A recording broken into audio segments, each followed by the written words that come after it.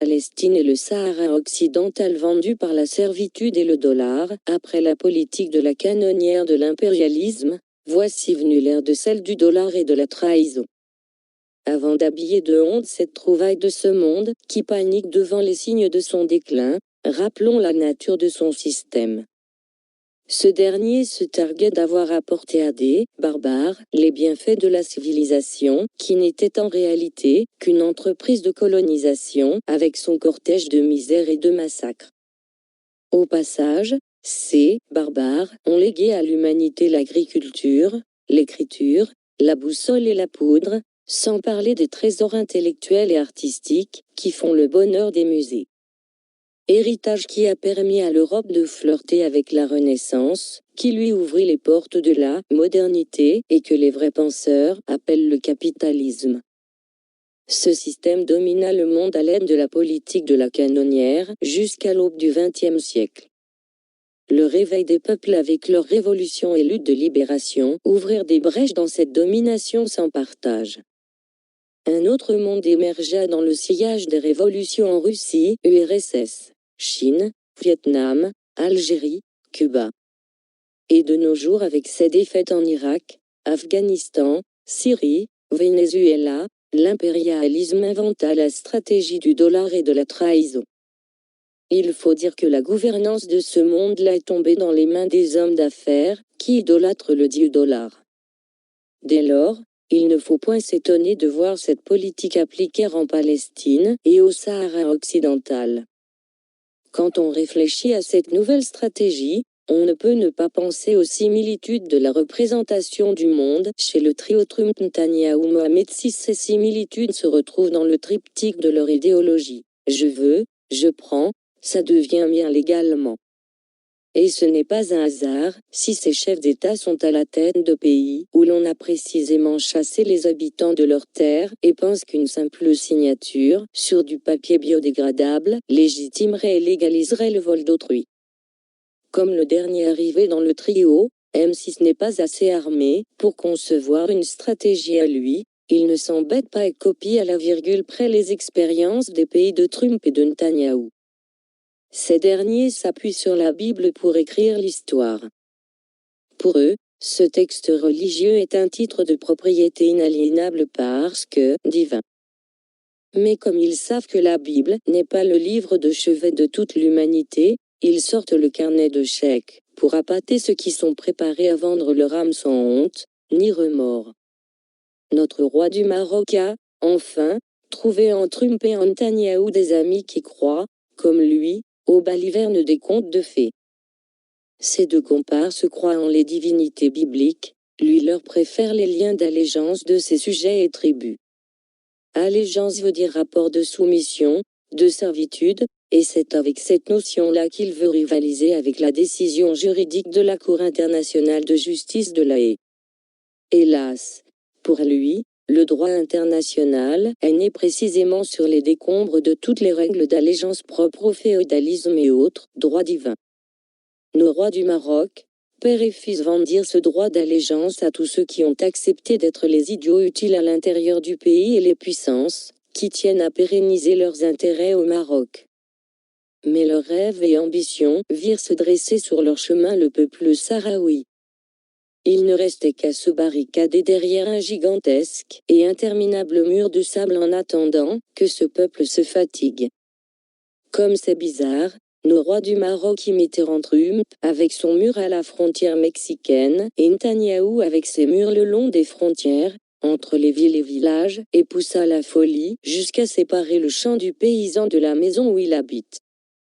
Ainsi, pour leurs interminables murs, nos rois firent appel au savoir-faire de l'armée de Netanyahou et aux drones américains pour surveiller ces satanés et têtus sahraouis du Polisario. En dépit des misérables trouvailles de cette politique de la prédation, invention d'une légitimité divine ou féodale, de l'appât pour esprit vénal, de l'enfermement derrière des murs de sable, l'opinion et le droit internationaux restèrent sourds à cette politique de la force s'appuyant sur les dénis de l'histoire. Alors, ils sortirent leur dernière carte d'un chapeau usité dans les cirques, le pigeon de l'illusion. Ils pensèrent au prestige lié au statut d'une ambassade installée comme une signature indélébile d'une reconnaissance d'un pays. Comme si une ridicule plaque d'une ambassade allait effacer des millénaires d'histoire dans une ville comme Al-Khod, ou bien une baraque ensablée dans l'immensité du désert saharien. Voilà ce qui s'est tramé dans la tête de ce trio, en quête d'un succès diplomatique, pour réaliser leurs ambitions dans leurs États. Voilà sur quoi repose le marchandage Sahara, contre la reconnaissance d'Israël. Dans cette équation, ils ont oublié un peuple à qui revient un jour ou l'autre le dernier mot. Ici, les combattants sahraouis, qui ont repris les armes. Ainsi, le grain de sable ou plutôt la grosse pierre dans le moteur de la trahison de M6, c'est le peuple sahraoui. Avec la pierre sahraoui, il faut aussi compter avec la géopolitique et la géostratégie de la région.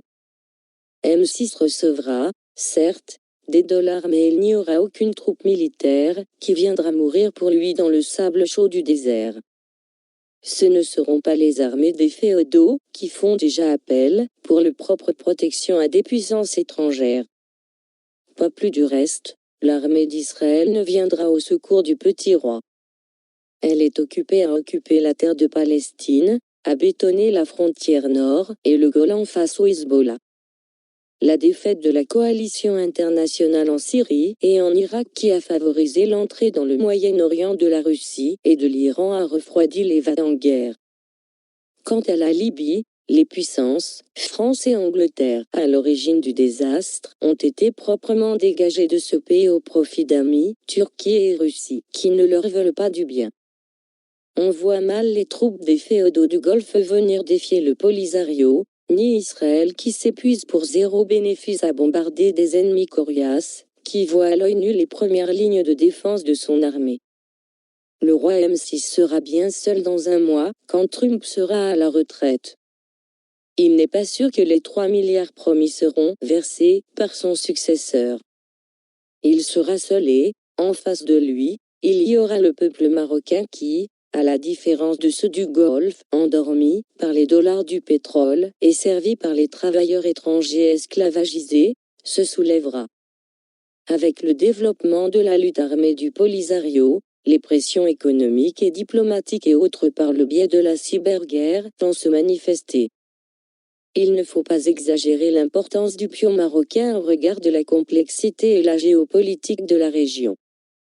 Les réactions diplomatiques ici et là montrent qu'il ne faut pas bouger une pièce du jeu de domino pour éviter une deuxième Libye aux portes de l'Europe. Il n'y a que la vérité du champ de bataille qui vaille. Le Polisario est entré dans la seconde étape de sa lutte de libération. Rappelons la leçon de la première étape. Le roi Hassan II a fanfaronné en occupant tout le Sahara occidental, puis l'a partagé avec la Mauritanie. La lutte du peuple sahraoui a fait voler en éclats ce petit scénario, et la Mauritanie a tourné le dos à ce marchandage. La lutte a continué. Hassan II a voulu couper les liens du Polisario avec l'Algérie pour gagner la guerre. Il commit une faute en s'attaquant à l'armée algérienne qui aidait les populations sahraouies à Amgala. La riposte fut foudroyante, qui se solda par la disparition de la garnison marocaine. Hassan signa pour gagner du temps un cessez-le-feu qui dura jusqu'au 13 novembre 2020. Au vu des déclarations du Polisario, les subterfuges des deux rois, et malgré l'aide et les complaisances de l'Occident, la guerre a repris pour ne s'arrêter que par la victoire sur le terrain et l'application de l'autodétermination du peuple sahraoui reconnu par l'ONU. APS. Je viens de lire le papier de l'américain conseiller démocrate. Il nous joue la fable de la fontaine du corbeau et du renard. Modestement, je dis qu'il conforte mon papier. Ses amis du Golfe et Israël sont incapables d'intervenir directement. Ils n'ont comme ressource que la flatterie et ils croient que tout le monde est alléché par le dollar. Les Algériens connaissent cette musique. De Gaulle en arrivant au pouvoir a lancé le plan de Constantine pour nous berner. On connaît la fin du film.